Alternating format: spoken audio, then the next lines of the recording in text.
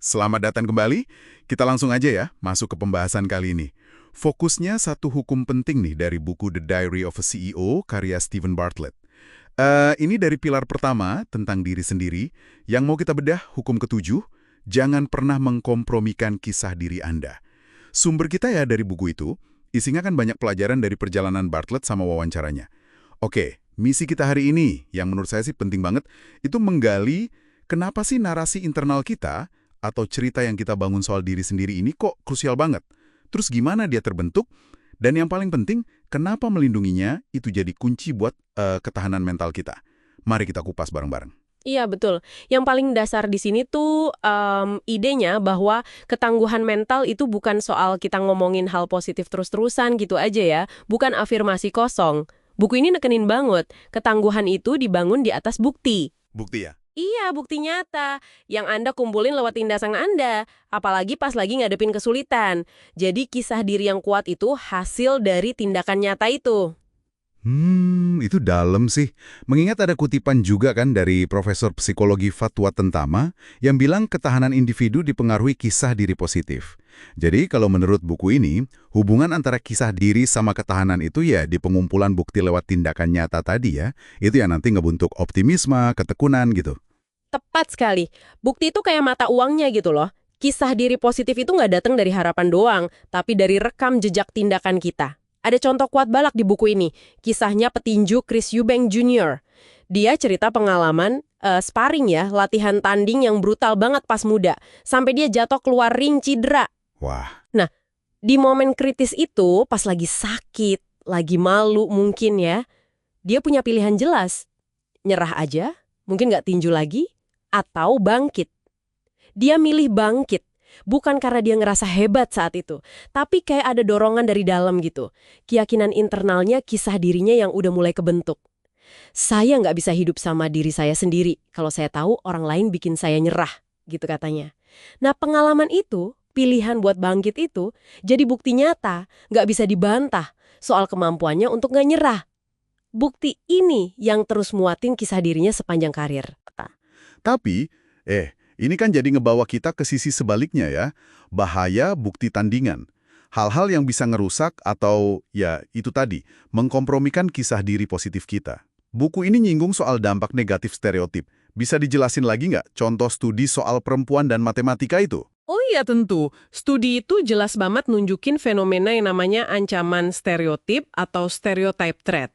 Jadi gini skenarionya, ada sekelompok perempuan diminta ngerjain tes matematika, nah satu kelompok dikasih tahu, padahal ini nggak bener ya, kalau tes ini biasanya nunjukin ada beda skor antara pria dan wanita.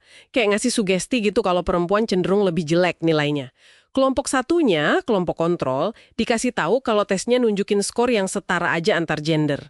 Oke, terus hasilnya gimana? Hasilnya, yaitu tadi, performa kelompok perempuan yang dikasih tahu soal perbedaan gender itu turunnya signifikan banget dibanding kelompok kontrol. Cuma gara-gara komentar negatif yang stereotip itu aja udah cukup jadi bukti tandingan gitu loh. Langsung rusak percaya diri mereka saat itu dan ngaruh ke performa asli mereka. Ini nunjukin banget betapa kuatnya pengaruh narasi dari luar ke kemampuan kita. Itu agak ngeri juga ya dengernya.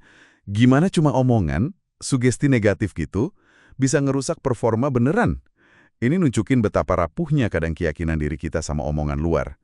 Nah terus, gimana dong cara ngelindungin diri dari bukti tandingan kayak gitu? Apa buku ini ngasih saran? Mungkin yang soal pakai alias atau nama samaran itu? Nah, menariknya iya. Ada studi lain yang disebutin yang ngetes hipotesis ini. Jadi di studi itu pas perempuan pakai nama samaran alias gitu ya, bisa nama cowok atau nama cewek lain, pas mereka ngerjain tes matematika yang sama, yang ada ancaman stereotip tadi, performa mereka ternyata jadi setara sama laki-laki. Oh iya. Iya, dan jauh lebih baik dibanding kelompok perempuan yang pakai nama asli mereka di kondisi ancaman yang sama. Kok bisa gitu ya? Penjelasannya, kayaknya sih penggunaan alias ini bantu memutuskan hubungan diri dari situasi yang mengancam, gitu istilahnya. Seolah-olah karena nggak pakai identitas asli, beban atau ekspektasi negatif dari stereotip itu nggak nempel langsung ke diri mereka pas ngerjain tes.